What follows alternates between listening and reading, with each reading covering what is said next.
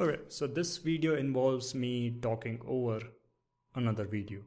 So I might have to improvise a bit, but let's try this out. So right now what I did, I plugged in a roughness layer to control my roughness globally, and I created a layer that's being driven by my AO to have a bit darkishness around my AO so I can see what's going on when I switch to my channel, which is base color. So as you can see, I can see what's going on beneath it, and my AO describes where my secondary shapes are. So I'm starting with a peach tone, and I'm changing the lights to see if it's working fine in every case.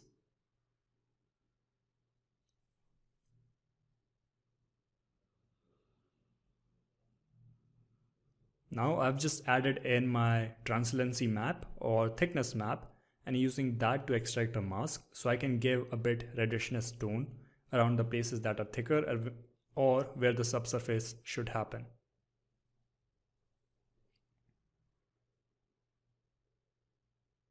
Just cleaning up my thickness map, making sure it's not going in the places where it's not supposed to.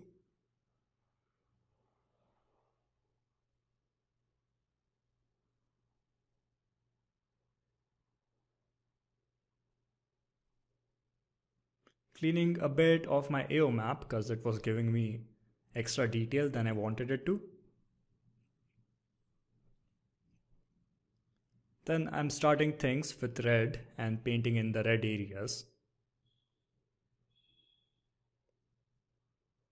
I've decreased my substance screen size so you guys can see the reference I'm using and what I'm trying to break from it.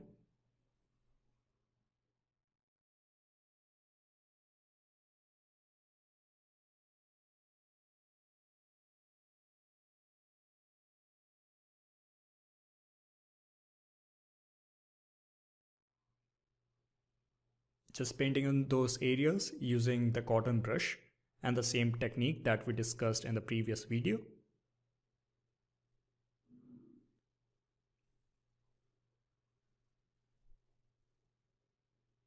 Now adding the yellows and painting in the areas that might be close to the bone. Sorry, not might, but are close to the bone.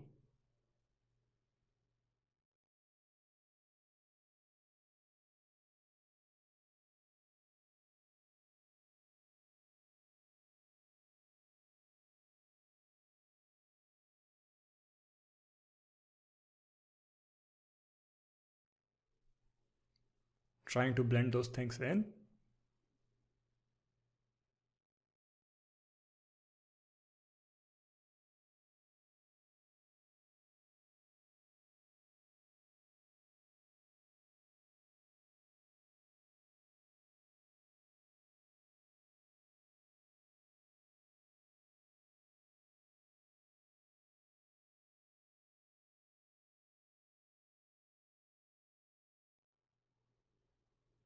Adding one more layer to add more red, which will be a bit less intense than the one I added before, and trying to cover the most area I can.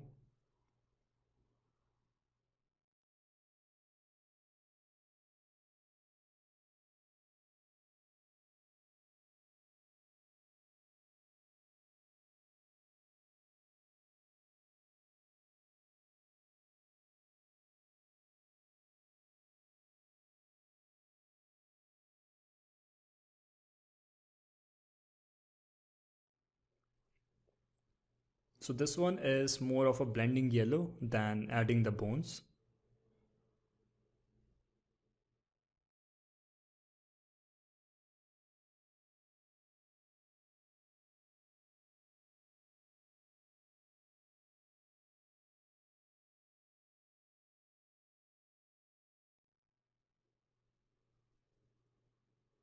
I'm just changing my lights to see if everything's working fine with different lighting situation. And I just changed a bit of my roughness.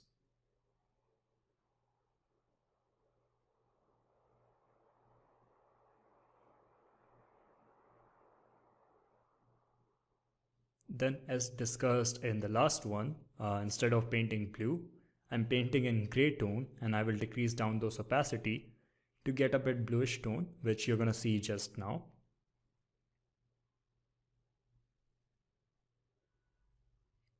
So for some reason I was painting that on the head as well instead of black, which I might change in future. So here's what it is.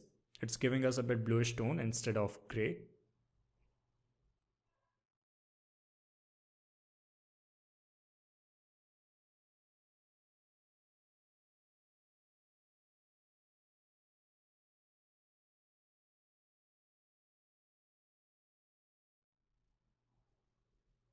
So I switched back to my texturing XYZ reference and tried to match those content.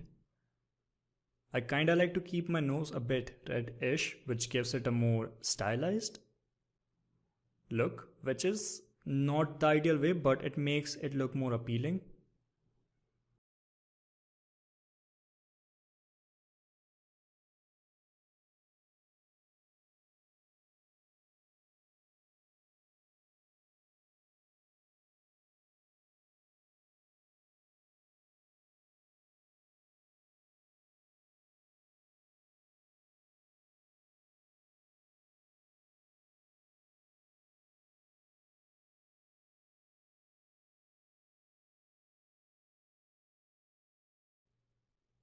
So now I'm going in and painting in the blue areas around the eyelid, making them a bit desaturated.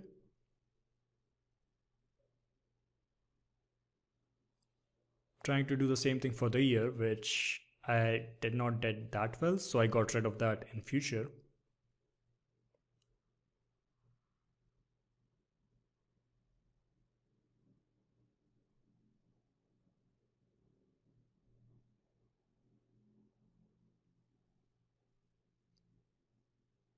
Just combining all of those, and that will be our starting point for skin.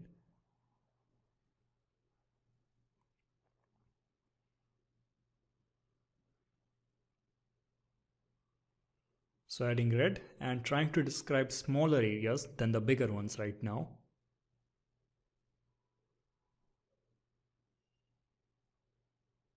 That is a bit orangish tone. You might see me just change it to a bit red in a few minutes. One more thing, you might see I'm naming my layers as numbers and grouping them in layers as well. I will be providing this scene to you guys so you can break it down and dissect it to figure out what I was doing and how I have done it to help you guys in your project.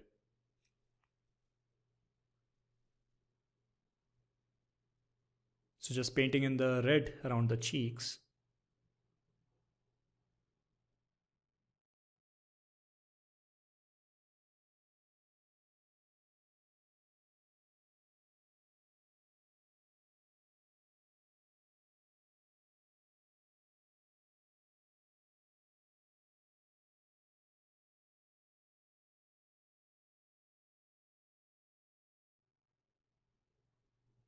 Then I went in and tried to blend in some of my yellows with red.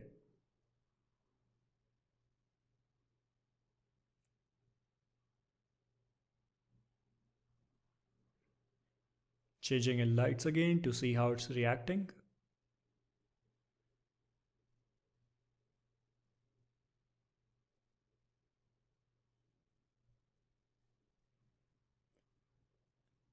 Adding the green tone for the stubble. So right now what I'm doing is making it more opaque so I can see where the border is, and then decreasing the opacity to have more natural feel.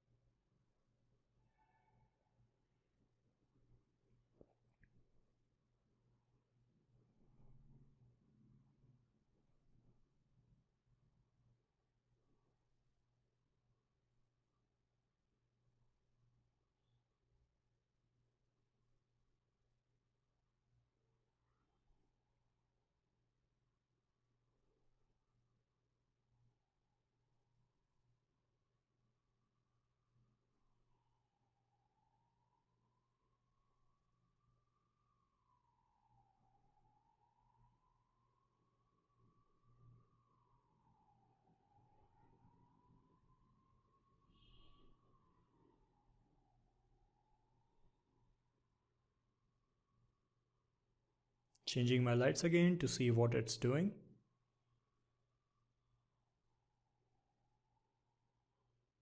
And then for some reason I thought maybe he might have a shaved head or something, so I was giving a bit green tone around his forehead, which I think I kinda replaced it with a complete bald head later on.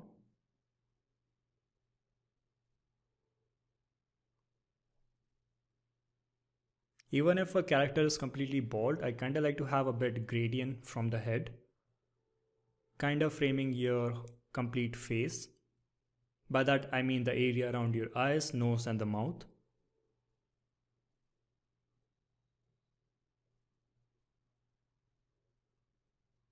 So now I was trying to add in subsurface to see how it's reacting with subsurface on. The subsurface in real time or sometimes in rendered ones also add a bit red tone to what your albedo is.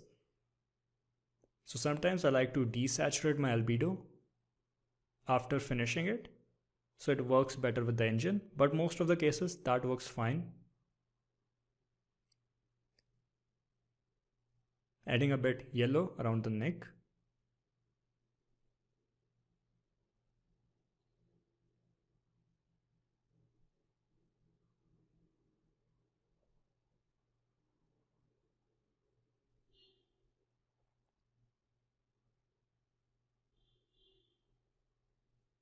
I did try to blur in my base layer, but I felt it was giving me too blurry or hand painted results, so I tried to go with more hand painting till it looked good. Adding ellipse is usually a challenge. You never know how it's going to turn out because most of the time it looks like it's being applied as a lipstick or something. So what I like to do is keep it a bit dark reddish and move on from a low opacity to a darker one. Sorry, from a low opacity to a brighter one.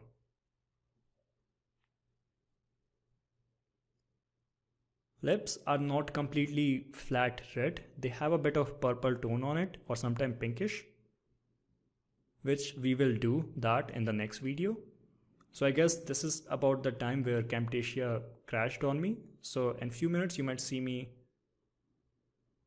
stop the video and bring it back again, where nothing much will be missed.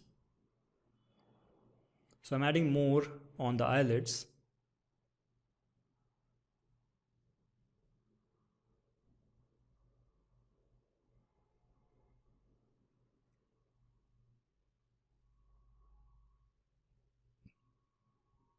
Just giving it more red.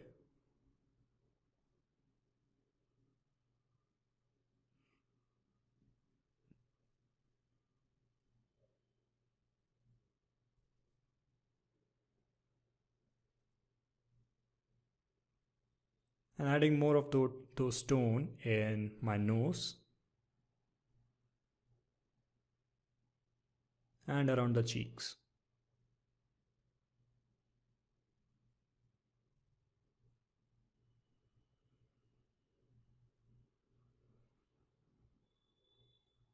I'm just tapping it in as like a cotton in real life sculpture.